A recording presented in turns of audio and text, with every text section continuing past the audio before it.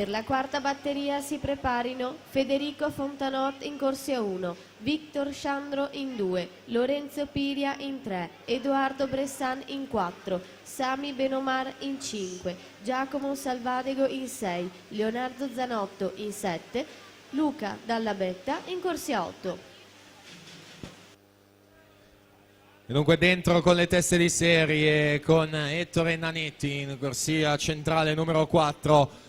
Terzo miglior tempo di iscrizione per lui ieri, la vittoria nella doppia distanza dei 200. Nanetti, che ricordo è atleta 2003, dunque secondo anno di categoria ragazzi per il Ginnasium Pordenone, ha vinto 2 volte il bronzo ai giovanili 2017 sia ai criteri di Riccione che ai categoria di Roma. In questa gara Nanetti in 4, vediamo il tocco 1,60 e 16 per la vittoria su Bressan 60-22, Zlukic 60 e 35.